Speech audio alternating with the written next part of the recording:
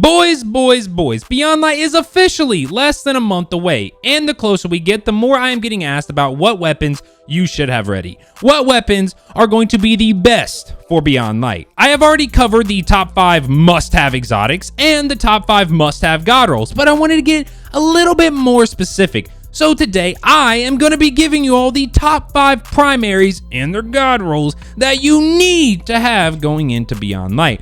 But before we do get started, you know the drill. If you're new, and only if you enjoy the videos, then feel free to subscribe. My only goal for Beyond Light is to just pump out informational videos like it's nobody's business. So if that sounds interesting, then you know where that sub button is. Now, I want to give an absolutely massive shout out to everyone that has used my code myfi, when picking up some of that G Fuel, baby. You guys are some real ones. Like, seriously means more to me than you could even imagine. If you have never, for some reason, tried G Fuel and you're looking to pick some up for the boost to energy, endurance, focus, all that good stuff when the grind kicks in for Beyond Light, then I'd recommend you get a starter kit. You get a shaker and 7 different flavors for around 15 bucks, and my code will save you 10%. Thank you all so much once again for everyone that has used the code, everyone that's been tweeting me that they've used my code. You guys are some real ones. Now, just a heads up, this list is in no particular order. It's not from worst to best or best to worst. I really want to emphasize this,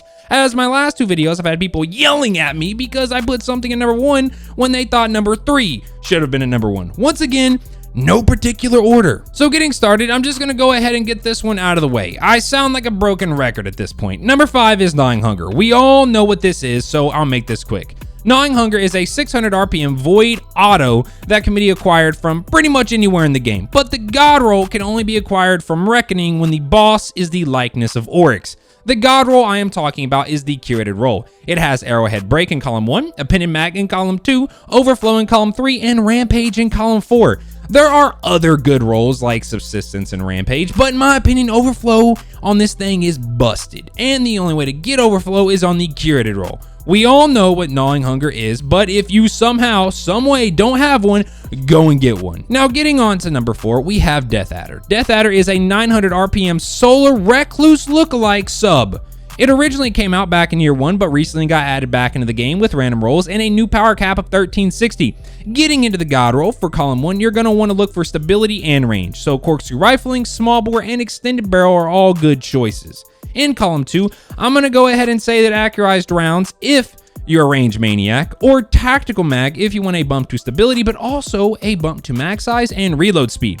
Then for column 3, well, I would say Feeding Frenzy, but with the recent nerf to it, I'm gonna have to pass on it. And instead, I would say Auto-Loading Holster if you want a reload perk, but if not, then Dynamic Sway Reduction for better stability and accuracy when letting this thing go.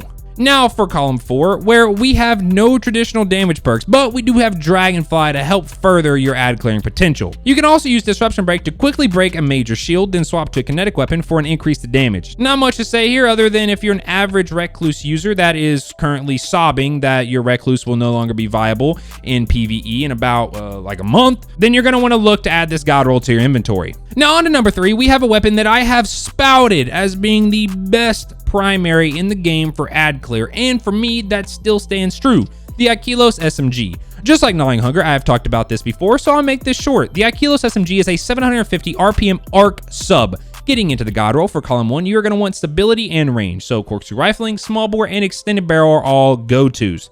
For column 2, Seraph rounds all day, no questions asked. You should already know how good Seraph rounds is. Then for column 3, Threat Detector and Grave Robber for people that want reload perks, and Dynamic Sway Reduction for people wanting more recoil control. Then finally, column 4, where I would say that Demo is the best for unlimited nades and auto-loading every time you throw one of those grenades. But if you're looking for a damage perk, then Surrounded is your only option that isn't Vorpal. But Vorpal only works on yellow health bar enemies, and well, this thing is a low-tier ad-clearing weapon, aka not worth your time shooting majors and bosses. So Vorpal, don't use that. Use Surrounded if you want a damage perk. The fact that you can spam nades with Demo and create Warmind cells makes this thing godly at clearing ads. Like I said before, best ad clearing primary in the game right here, the Akilos SMG. Go get one. Now making its way in at number 2, and I had to include a hand cannon. Okay, I had to. My favorite hand cannon actually, Nation of Beast. This is a 140 arc like I just said, hand cannon that is acquired from the Last Wish raid. I'll explain right after the god roll why you need this bad boy. I'm going to go ahead and say that the curated roll is the god roll. The curated roll, for anyone wondering, is full bore in column 1, light mag in column 2, outlaw in column 3, and dragonfly in column 4. But if you don't like this roll, then you still have some other options. For the best random rolled, well, for column 1, I would say full bore if you're on M&K or mouse and keyboard. I don't know. Why did I just say M&K? Mouse and keyboard. And extended barrel if you're on a controller. Column 2, accurized rounds if you're looking for range, but if you're looking for stability, then tactical mag, which will also give you a bump to mag size and reload speed. Now for column 3, and here you can go with outlaw for a traditional reload perk or opening shot for a boost to accuracy and damage on the opening shot of an attack. Then finally, column 4, where we have some pretty juicy perks. Kill clip and rampage for traditional damage perks, and explosive payload for, well, I just find this perk to be fun. Is that just me?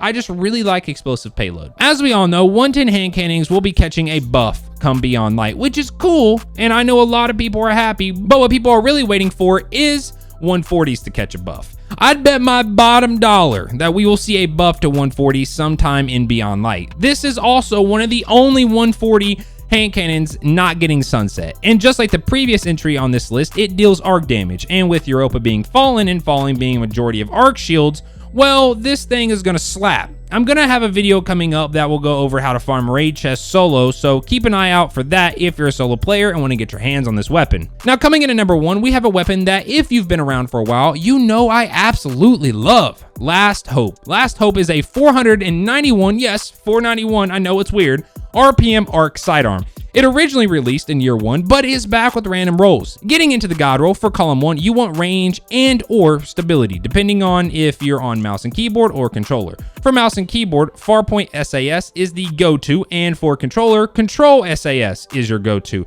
Now for column 1, and here I would say ricochet rounds all day for that increase to range and stability. But if you want knockback and range and you don't care about stability, then high caliber rounds. Then for column 3, and here I'm gonna say Feeding Frenzy. I know Feeding Frenzy got nerfed, and on some weapons it's not worth running anymore, but with this weapon, it is because of the perk we're about to talk about in column 4. Now finally for column 4, multi-kill clip all day. You get 3 quick kills on some low tier ads, and now you're doing 50% more damage once you reload, of course. And because you just got 3 kills, well, now you have Feeding Frenzy maxed out. Hello, myfi from the future here. I just realized that I stated that Feeding Frenzy maxed out after 3 kills. In reality, Feeding Frenzy actually maxes out at 5 kills, so times 5. Sorry for being stupid, but the point I'm trying to make still stands. Okay, back to the video. So you don't even notice the nerf. Then just rinse and repeat with that massive damage buff you have.